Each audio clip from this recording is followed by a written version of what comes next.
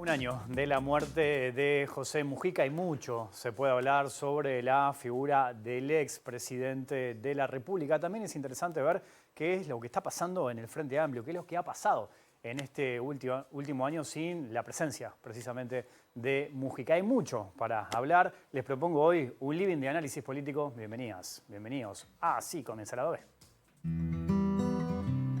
Si la era que viene es la era del conocimiento, necesitamos subirnos a un nivel de país desarrollado. ¿Por qué? Porque necesitamos los medios para invertir en la cabeza de nuestra descendencia. Porque ¿cuál es el peligro? Lo que dice Harari. Que quedemos irrelevantes. Pero eso significa una gran inversión en la formación de la gente. Y eso es posible si nos desarrollamos. Además, tener los medios y voluntad política de hacerlo. Esa es otra. Pero usted puede tener voluntad política, pero si no tiene los medios. Yo digo como etapa histórica. Pero tenemos a su vez que suturar algunos problemas sociales graves que tenemos. No se arreglan solo con plata, pero no se arreglan sin plata. Hay que hacer andar la economía. Con este crecimiento del 1, del 2%, quedamos en el lobo. El Uruguay tiene que crecer varios años por encima del 4%. Una política, porque no lo va a resolver en un año, 2 o 3. Esto hay que tener la honradez intelectual de planteárselo. Tenemos problemas que son contradictorios. Vivimos un poco más. Y nacen pocos gurises. ¿Pero dónde nacen más gurises? En los sectores más pobres. De madres pobres. Esto es fundamental. Hablar de la pobreza infantil, hay que hablar de las madres pobres. Porque es un todo. Porque no va a haber... es imposible enfrentar el problema de la pobreza infantil y ese es un problema que requiere medios y voluntad política.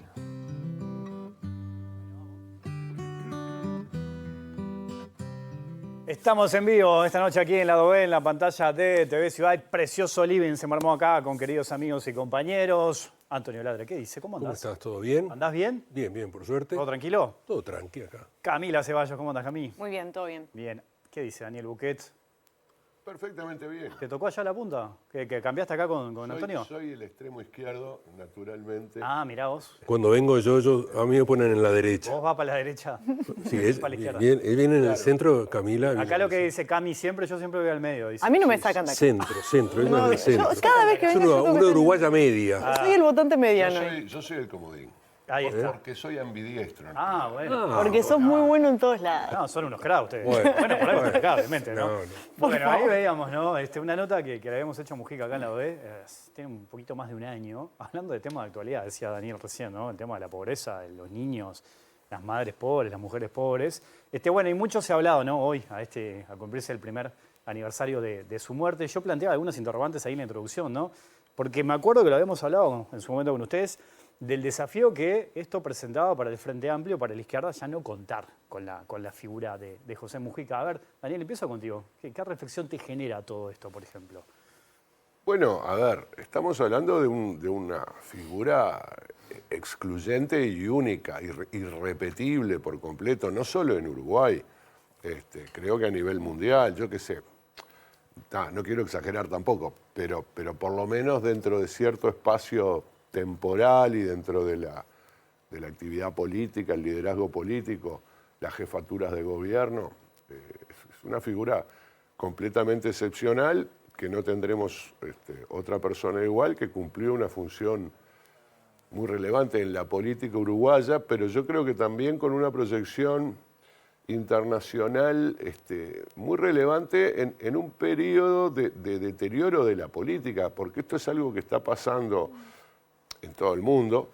Capaz que en América Latina estábamos como más acostumbrados a percibirlo y tal vez durante algún momento tuvimos la ilusión de que, yo qué sé, los partidos europeos eran más estables, más sólidos, Pero poco tiempo después empezamos a ver que en Europa pasaban cosas muy, muy similares y que la gente le reclama, la gente descree de los políticos, la gente piensa que los políticos en realidad solo están interesados en sí mismos, que buscan el poder para beneficiarse. Y Mujica logró transmitir la idea opuesta. En el caso de él, digo, no de que todos los políticos, pero se transformó en un líder que como uno de los rasgos de su carisma, extraordinario si vos querés, el carisma suele ser extraordinario, digamos, bueno, no es algo que se compra en la farmacia, era esta persona que vive como predica, ¿no? Que vive humildemente. En la pobreza no, porque a veces estaba eso de que era el presidente más pobre del mundo, pero bueno, no vivió en la pobreza, pero sí vivía humildemente y no cambió su forma de vida en función del avance de su carrera política. Y claro, yo creo que ahí dio en una tecla que hizo que la gente se diera vuelta a mirarlo. En parte en Uruguay, que capaz que no es que llamara la atención, porque en Uruguay la gente vio el proceso, ¿no? Pero sí en el mundo, que no lo había visto, hasta que llegó a la presidencia, y dijeron, bueno, este no es el típico presidente que será corrupto o no será corrupto, pero da la imagen de una persona que está lejos de la gente, ¿no? Que sus problemas personales no son los problemas que tiene la gente común. Y Mujica logró transmitir y convencer de manera convincente y sólida yo soy una persona común y corriente. Y esa forma de hablar que escuchábamos en este resumen forma parte de eso, la forma de explicar las cosas, ¿no? Viste que lo que decía de la pobreza infantil, el problema que tenemos, que nacen pocos niños y la gente vive más. Bueno, no lo descubrió Mujica, no lo ha dicho. Sin embargo, la forma en que lo dice, lo transmite de una manera que lo escucha una persona común y corriente, capaz que una persona sin mayores estudios o formación o información, y dice, qué claro que es el viejo, ¿no? ¿No? Y de repente te lo explica un economista de una manera capaz que más sólida, más solvente técnicamente, y la gente no lo entiende. Entonces, bueno, digamos, claro. Eso es una cualidad que no, en fin, no está a la venta, no se aprende, no hay cursos, se nace con eso. Está bueno ese aporte. Cami, ¿por dónde vas vos? Sí, un poco por el mismo lado.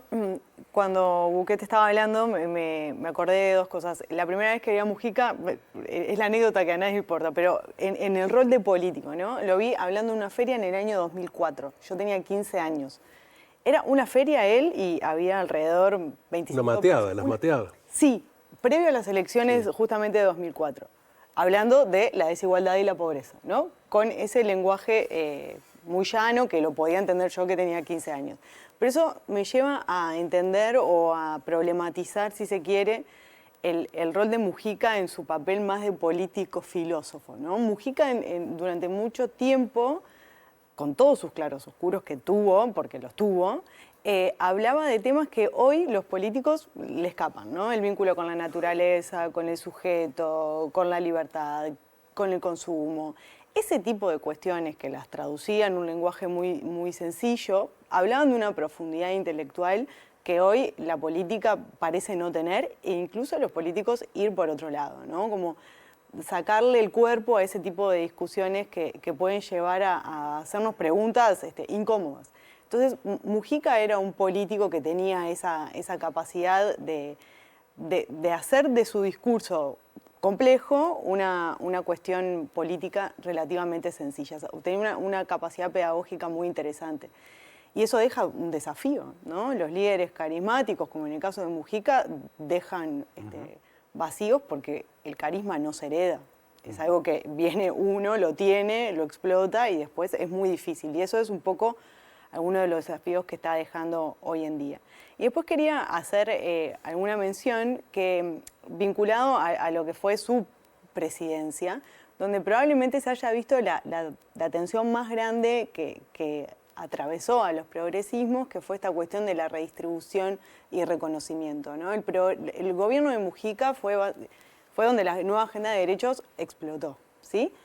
pero tampoco se tocaron temas tan vinculados a la redistribución del ingreso, que es una tensión que hasta el día de hoy se ve. Entonces, allí también hay matices en la figura de Mujica, que es muy exaltado en el exterior como el presidente más puro del mundo, pero hacia la interna también tenía esas configuraciones complejas, como todos los líderes. También muy interesante esto que dice Camila. A mí me tocó entrevistarlo 10 días antes de su muerte en La Chácara, ¿no? Fue la última entrevista que él dio. Ahí fuimos con la Turca Mizrahi para la radio, para el programa. Y obviamente él ya tenía algunos problemas de salud, obviamente, ¿no? De todos modos, igual nos recibió, quería dar la entrevista. Y nos pasó algo de que, bueno, él estaba sentado en su sillón, el sillón ese que mucha gente seguramente lo vio en distintas entrevistas. Y empezó a hablar y se fue motivando y terminó encendido, ¿no? Y de hecho en algún momento de la nota nosotros le dijimos, ¿cómo te prendiste, no? Y dice, sí, lo que pasa es que yo soy un animal político y voy a hacer política hasta mis últimos días y mis últimas horas. Y cuando yo me pongo a hablar de determinadas cosas, me enciendo. Incluso terminó haciendo algunos chistes, dijo, bueno, está bravo vivir del periodismo acá en Uruguay. Ustedes tuvieron la mala suerte de que nacieron en Uruguay y no en Argentina, porque allá hay lío todos los días y no se aburren. Y eso de respirar política, y esa experiencia que todos los que tuvimos la chance de ir a La Chácara, te marca, ¿no? Porque hay cosas que pasan allí, cómo él hizo política desde su casa hasta sus últimas horas. A vos te pasó algo similar también, Antonio, las veces. Sí. Sido, ¿no? Pero vos sabés que, mirá qué casualidad, porque yo la primera vez que vi a Mujica dando un discurso político, yo lo había visto antes, cuando lo del Platense, cuando el MLN, cuando fue un congreso del Frente, creo, no sé qué, yo lo vi. Pero en una charla que eran esas mateadas ahí frente a la universidad. Entonces lo estaba mirando a Mujica y Mujica en un momento dice, lleno de gente así alrededor, ¿no? Y entonces dice, si gana el Frente Amplio vamos a vivir peor, porque vamos a tener que distribuir. Yo digo, este tipo está loco, ¿no? Porque yo no podía concebir a un político que le dijera a sus potenciales votantes que iban a vivir peor. Todos te dicen que van a vivir mejor. Después la realidad es otra, ¿no? Pero Mujica te decía eso y nadie dijo, no. Se refería a un público de clase media, digamos. Claro, sí, la gente de la Feria Tristán Narvaja, que pasaba, ¿no? Una cosa así. Entonces, sí, bueno, acá hay un tipo diferente, totalmente diferente, y vos veías que era alguien diferente, ¿no? Y después todo el proceso de cómo llega primero diputado, todo eso que lo vivimos. Y yo sí, en La Chácara yo tuve varias experiencias, fui 3, 4 veces a La Chácara a entrevistarlo, pero una vuelta recuerdo esa anécdota que les cuento, que les caí un día, un verano, le caí sin haber pedido entrevista ni nada, y entonces me para como es el guardia y me dice, ¿usted tiene cita? Digo, no tengo cita, pero la cita me la dio hace 6 meses, que yo había estado con él en la Expo Activa, ¿no? Que voy a decir otra cosa, mira, me acordé ahora, en la Expo Activa el tipo andaba arriba de una chata o no sé qué, porque le encantaba todo eso del campo, y me dijo, vení. Entonces yo recorrí la Expo Activa sentado al lado de él en la chata. O sea, una locura total, ¿no? Entonces, él tenía esas cosas. Entonces, cuando lo recibí, el tipo me recibe, estaba con barro hasta acá arriba, totalmente embarrado porque dice, estoy haciendo un tanque australiano, me acuerdo. Me mostró todos los tractores que tenía, todo lo que tenía, y después me dijo, vamos a hacer la nota, y ahí es cuando me dice eso, una frase que me dice, bueno, espera que me voy a higienizar un poco, porque tenía barro en las cejas, en los ojos, y dice, y me pongo los dientes y lo hacemos. Y él se reía de eso mismo, él se reía de eso, ¿no? Y fue un momento tremendo, ¿no? Y después, yo qué sé, no sé cuánto tiempo hablé. Y después lo visité otras veces. Tengo el gusto de haberlo llevado a las tablas, al teatro. Contámela después esa. Sí, te la cuento. Sí.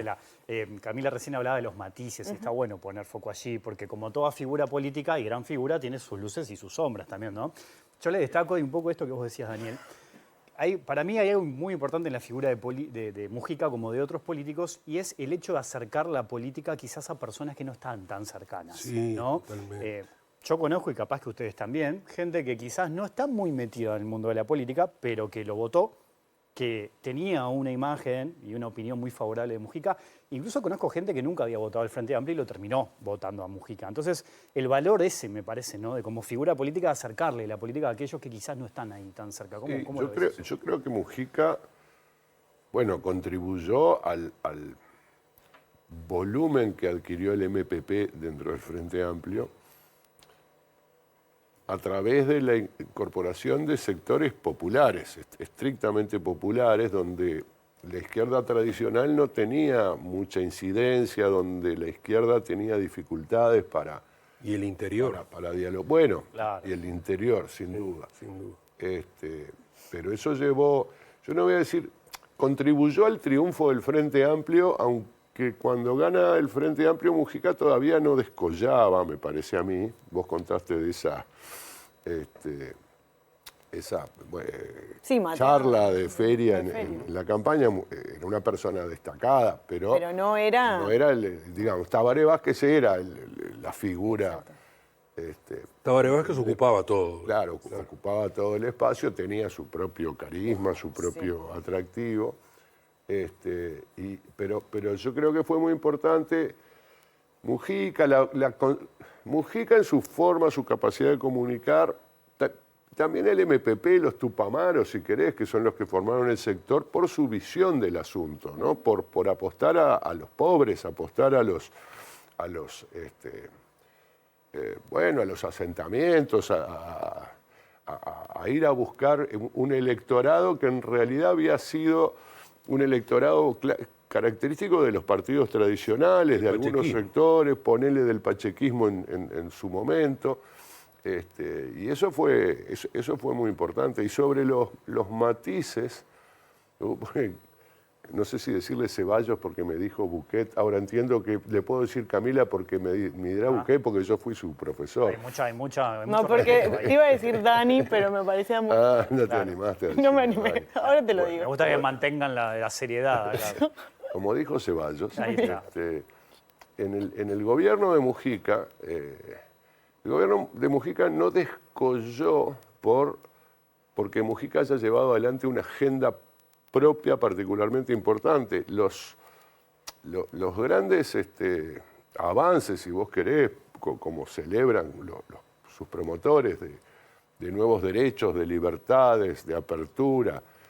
Esto incluye la aprobación del aborto, el matrimonio de personas del mismo sexo. La regulación del mercado del cannabis. El mercado del cannabis. Son cosas que Mujica facilitó por su enorme apertura y pragmatismo. Total. Vos decís que no era la agenda de Mujica. No era la agenda de Mujica, nunca lo promovió. Vázquez era más bien conservador en este tipo de cuestiones morales, digamos. No es que Mujica fuera lo contrario, un ultraliberal, ¿no? Woke. Pero, sin embargo, era una persona abierta, dispuesta a que se haga el juego y a que surjan estas cosas.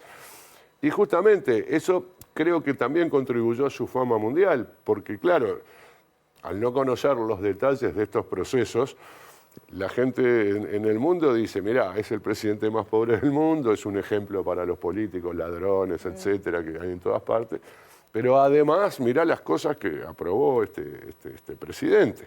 Que bueno, no fue él, fue el Parlamento, pero él dijo, yo recuerdo perfectamente desde el planteo del aborto, yo no sé si lo entrevistan antes de ganar la elección o después de ganar la elección, le preguntan porque Vázquez había vetado la legalización del aborto y Mujica dijo, yo no voy a vetar nada porque si lo aprueba el Parlamento, ¿quién soy yo para oponerme a una decisión del Parlamento?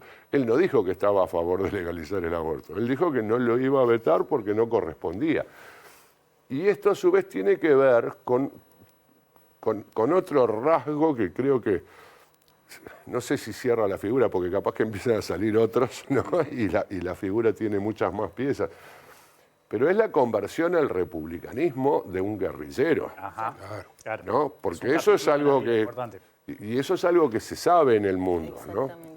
Se sabe, en fin, yo creo que las tres cosas, ¿no? La forma de ser de Mujica, humilde, sincero, llano, su apertura y pragmatismo. Y el pragmatismo va con lo que decía Cami de, bueno, tampoco se la jugó para hacer la gran transformación económica. No hizo más pobre a la gente para redistribuir. No, claro. Más No hay que pobre matar a la gente- vaca, no hay que matar a la gente vaca, más como dijo. acomodada para redistribuir.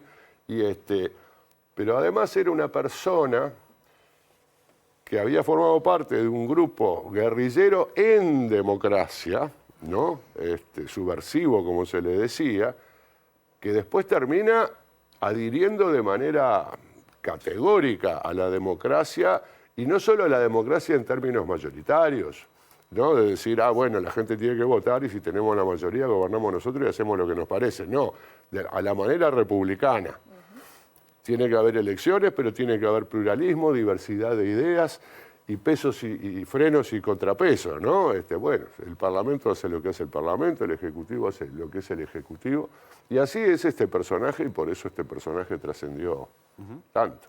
Sí, total. Un poco siguiendo la lógica de Dani, en la trayectoria de Mujica es muy interesante este pasaje, ¿no? De la lógica del enemigo al adversario, que es reconocido incluso por Sanguinetti, ¿no?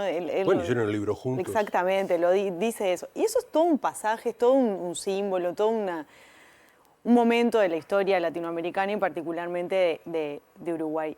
Y hay algo que a mí siempre me llamó la atención de Mujica, que lo distingue un poco de la clase política o de la mayoría de los políticos uruguayos, y es su claro entendimiento de lo que era el peronismo. Ajá.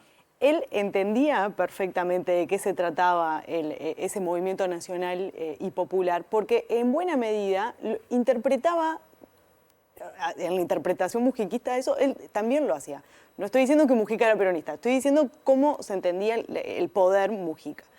Y eso lo diferenciaba de los propios frente amplistas y por supuesto de otros líderes políticos de este país. Esa complejidad que Mujica tenía intelectualmente es un gran vacío que deja hoy, ¿no? Hoy no tenemos ese tipo de políticos. Es verdad que los líderes y los liderazgos se construyen, pero tampoco veo esa capacidad de construcción, ¿sí? Esa preocupación por temas que son sustantivos, entender la dinámica política, por ejemplo, entender qué le pasa a los ciudadanos. Mujica estaba preocupado por eso. Básicamente porque en esa capacidad de escucha también fue selectivo, porque no tuvo el mismo compromiso con las causas de la memoria y la justicia como podría haber tenido, como tuvo con otras causas, ¿no? Y ese también es Mujica. Y me parece importante resaltarlo a una semana de la Marcha del Silencio, y siendo él la historia que él tenía. Entonces, esa cantidad de matices, de perfiles complejos, construyen un liderazgo que probablemente nunca más volvamos a tener. Está bueno en eso de los matices. Bueno, esa era una de las críticas que recibió, ¿no? Lo poco que entienden también se avanzó en materia de derechos humanos bajo su presidencia. Me acuerdo que lo hablé con él también en esa entrevista, esas críticas que llegaron desde la oposición del despilfarro económico que hubo, ¿no? Durante su administración, desde Gas Sayago y un montón de aspectos más, algo que a él se enojaba, me acuerdo, cuando en esa nota se enojó también cuando le planteas eso. Parecían que estuvieron y estaban presentes, ¿no? En materia política. Y otra cosa que decía Cami ahí es, el año pasado yo también entrevisté a Sanguinetti. Ellos deciden irse juntos, ¿se acuerdan? Se retiran juntos, se retiran juntos. Y después, intentaron, me acuerdo que él me lo dijo, dar una señal, ¿no? Decir, nosotros que las pasamos todas, que estuvimos en veredas opuestas, ya estamos viejos, vamos a darle una señal a la nueva generación de políticos, a la ciudadanía, de que más allá de la diferencia, podemos charlar y nos podemos sentar y podemos hablar. Creo que eso también me parece que es importante rescatar de esa vieja generación de políticos. No solamente eso, ¿no? Hicieron giras presentando libros, fueron a Buenos Aires, acá también lo hicieron. También, ¿sabes qué? Él no tuvo ningún compromiso, o no tuvo un compromiso tampoco con el feminismo. Él criticaba el feminismo duramente, ¿no? Porque él hablaba de las mujeres pobres, y dice, el feminismo se olvida de las mujeres pobres. Eso lo decía siempre. Él no tuvo un compromiso con el feminismo, de ninguna manera, ¿no? Lucía se había, de Mujica no me acuerdo, pero Lucía se había opuesto explícitamente a las cuotas, a las leyes de cuotas. Sí. A las acciones afirmativas en eso. Sí. No, Mujica lo tenía, decía explícitamente, decía sobre el tema del feminismo. Perdón, tenía un problema con la academia, ¿no? También. Con el viru, con los intelectuales. Sí, la chapa y los títulos. Claro, con la chapa dorada. Eso también fue. Pero eso es Mujica, con todas sus contradicciones. Claro. Eso formaba eso. Bueno, generó mucha controversia, creo que hasta, no digo sus últimos días, pero hasta el último año, en Uruguay. Creo que fuera de Uruguay no genera tanta controversia, pero en Uruguay generó mucha controversia en el propio sistema político, obviamente, en términos de Frente Amplio versus el resto de los partidos, pero también dentro del Frente Amplio. Y yo me acuerdo ahora, creo que todavía ya existíamos, ya estábamos en este programa, cuando se tiró contra el PIT-CNT. Bueno, sí. No fue Eso me lo dice a mí Se lo dice a en él. la última nota que él da. Ahí va. De hecho, cuando él critica al PIT-CNT, porque dice que... Fue esa entrevista. Claro, que en el gobierno anterior de la calle Pou, si no me acuerdo mal, dice que anduvieron como con la Juan Pachata, utiliza esa expresión. Utilizó esa expresión, Y sí. que ahora en este nuevo gobierno de izquierda estaban como, bueno, Sí, un poco más sí, sí. activos. Que es muy Fue la fácil, última entrevista pero- que da. Por eso digo, cuando él dice yo respiro política hasta el último día, en la última nota termina armando revuelo también, en un lío bárbaro. Eso. Claro, pero esa es una frase constante de él, porque él decía que era muy fácil hacerle huelgas a la izquierda. Decía, Bueno, muy ahí va, fa- era eso. Era eso, ese es Que yo en realidad después la lectura que hice de esas declaraciones entendí que le quiso sacar responsabilidad a Orsi en eso siempre del FAPIT, ¿no? De que el PIT-CNT está Sí, pegado está siempre, pegado es ahí. como que lo intentó ahí darle una manito, digamos, ¿no? Yo lo vi de esa manera, pero bueno. Claro, pero es cierto lo que vos decís, la controversia se genera en lo doméstico. Para afuera, Mujica sigue siendo...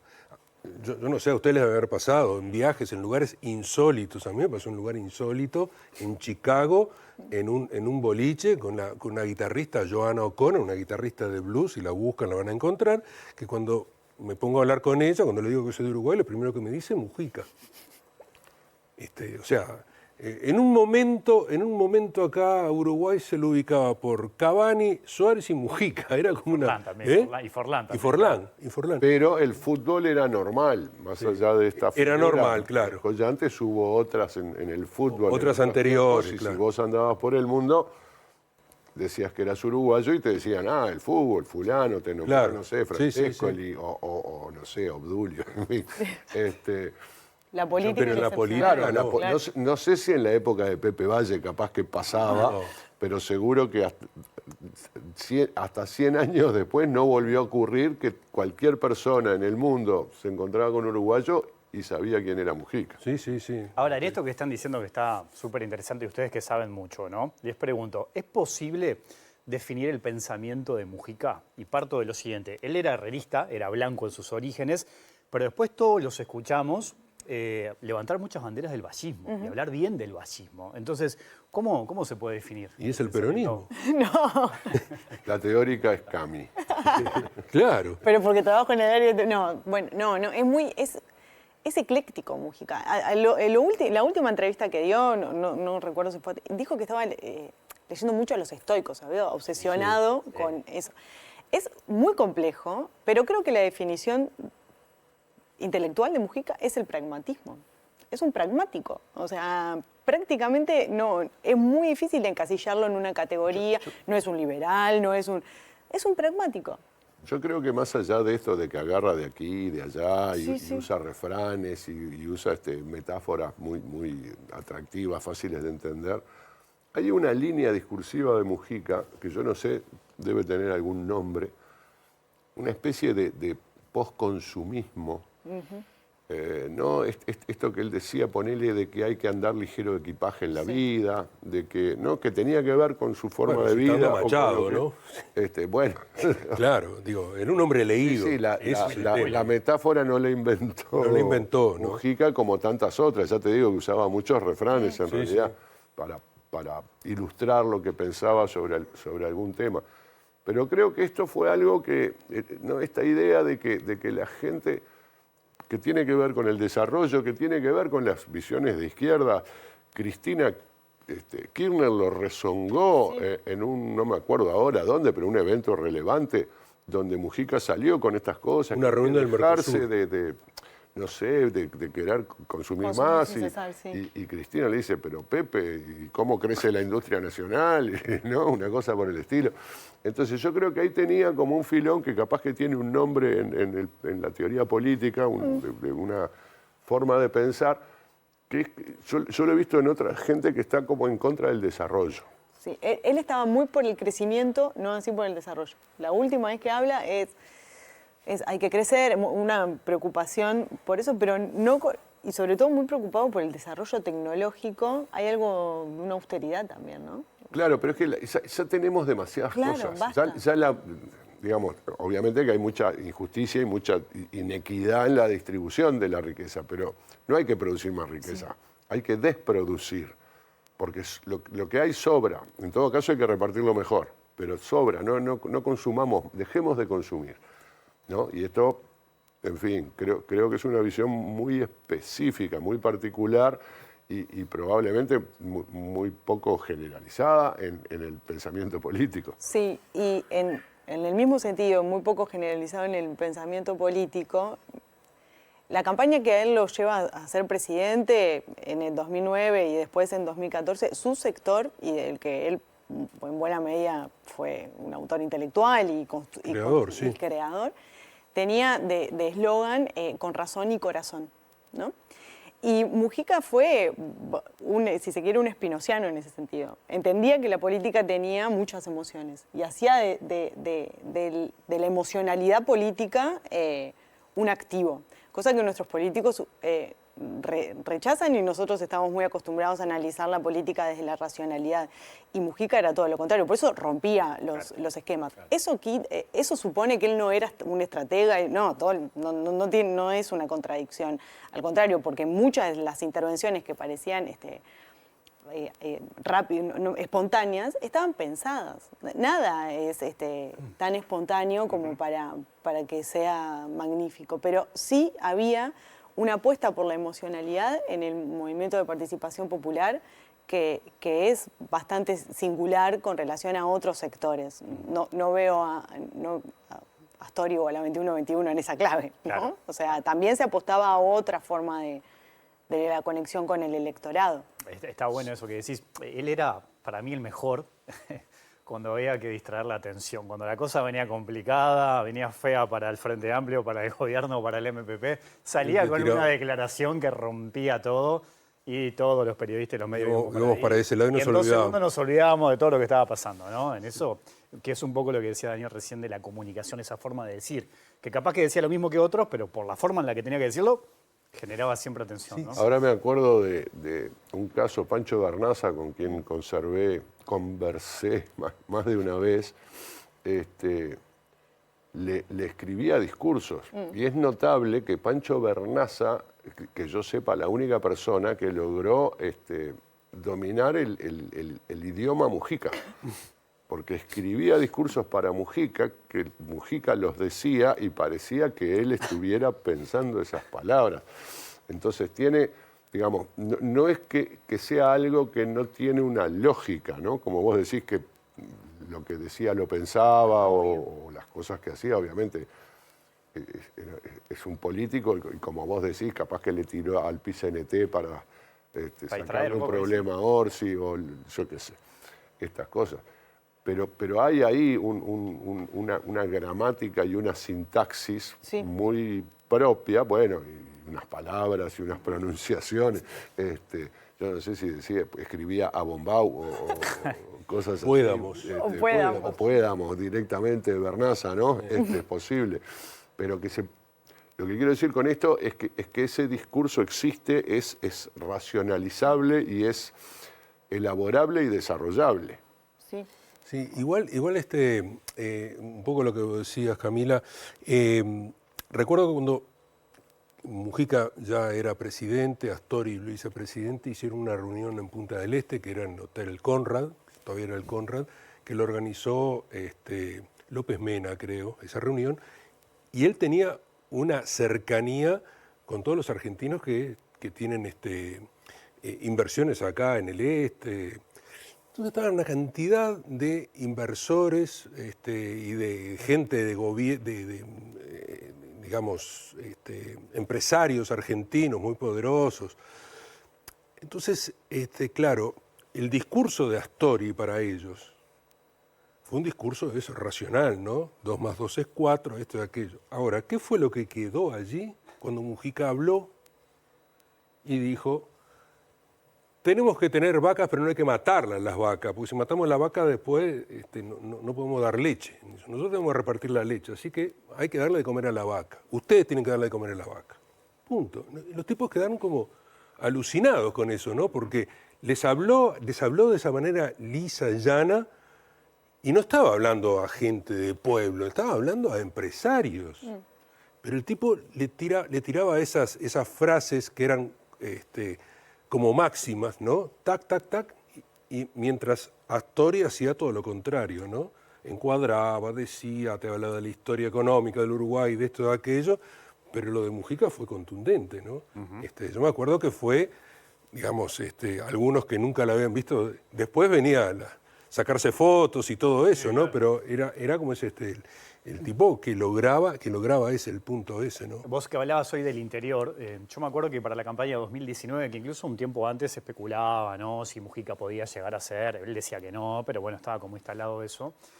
Yo me acuerdo de haber hablado con un senador del Partido Nacional, hoy senador importante, que fuera de aire te decía si se tira el viejo, es otra cosa, porque empieza a trillar el interior Sí, sí. y es otro rival, ¿no? De hecho, ustedes se acuerdan que en el balotaje, ¿no?, de 2019, que termina ganando la calle Pou, una de las estrategias del Frente Amplio fue anunciar que Mujica iba a ser el ministro de Ganadería y de hecho también sale a recorrer ese mes, haciendo un esfuerzo, me acuerdo, físico, intelectual enorme, porque era una de las cartas importantes. Me quedé con eso de lo del interior, porque la llegada al interior que tenía fue importante para el Frente Amplio. Yo tengo una anécdota de eso, del interior, haber estado en Cerro Largo, un lugar típico blanco, donde entrevisté gente que había votado a Mujica por la historia, por la ley de 8 horas, ¿no? Porque, por todo eso. Pero aparte, me acuerdo de este caso de una señora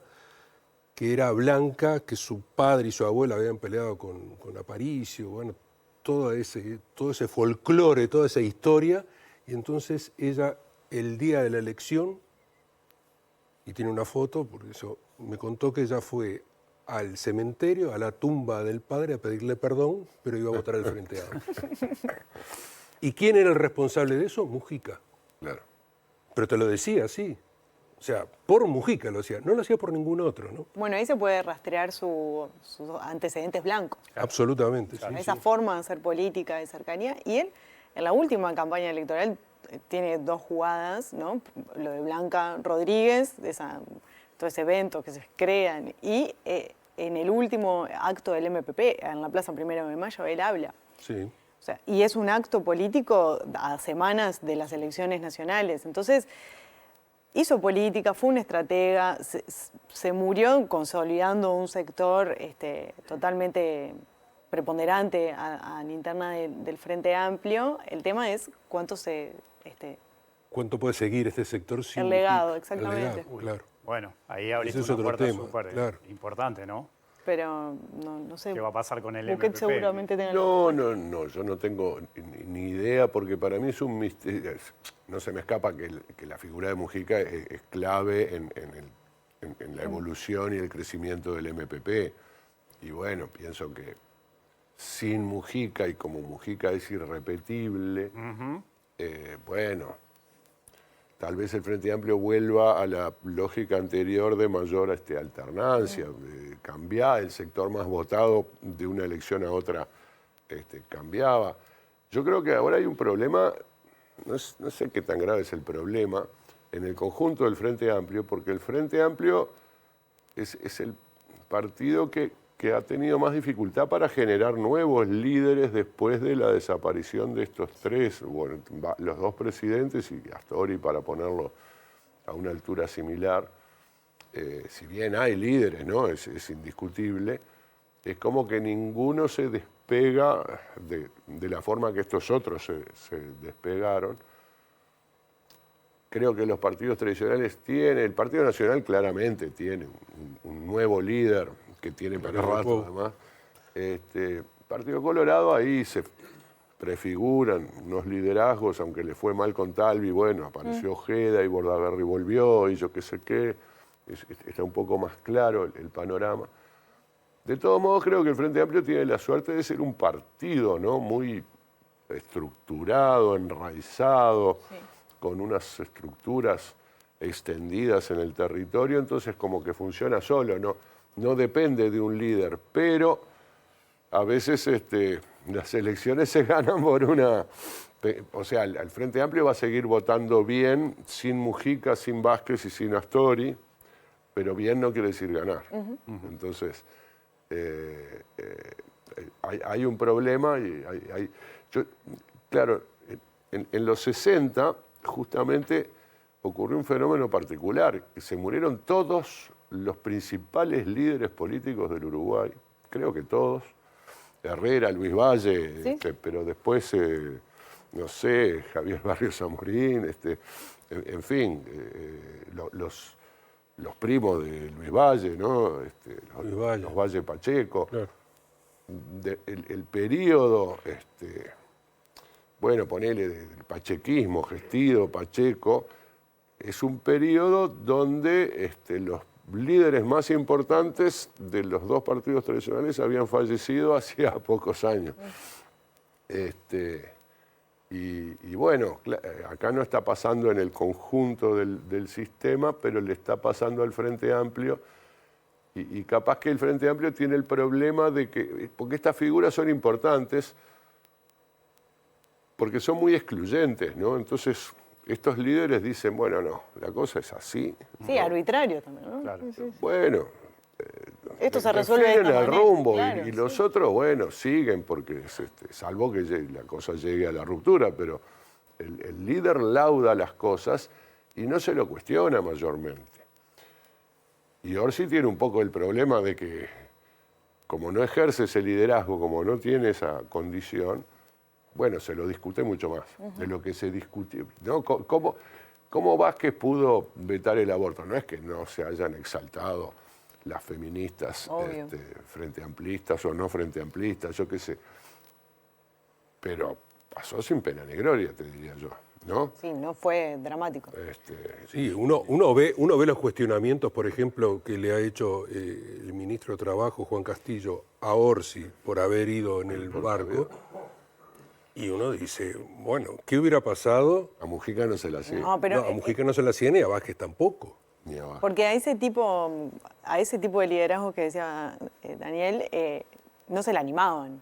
Claro. Se le animaban por lo bajo, pero públicamente, Públicamente. porque en realidad le estás disputando mucho más que el hecho, sino le estás disputando esa capacidad de resolver conflictos. Aparte ahí entramos en otro terreno y otra discusión y es si Orsi es líder o no. Bueno, no, lo que estaba diciendo Un poco ahí está, Dani, está la discusión.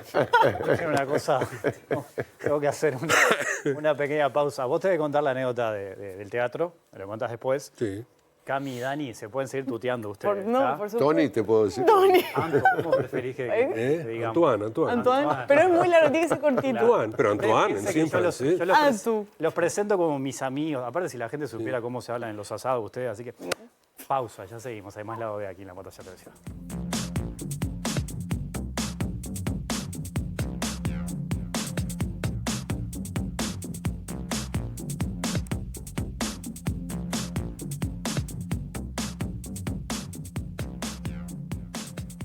Seguimos en vivo aquí en Lado B, la pantalla de Ciudad con Tony, ¿era? Tony, Cami, Antoine. Dani. Antoine. Acá estamos, escúchame, contá la del teatro, a ver. No, eso fue en el 2021 o 2022, que Marianela Morena, la directora de teatro, me dice, che, tenemos que hacer algo con los políticos, algo en escena. Y al final hicimos una cosa llamada pecados capitalistas. Un pecado, cada político un pecado, ¿no? Que era arbitrario. Yo elegía y yo sabía quién me daba jugo y quién no. Bueno, y hicimos una temporada que estuvo Fernando Pereira, yo qué sé.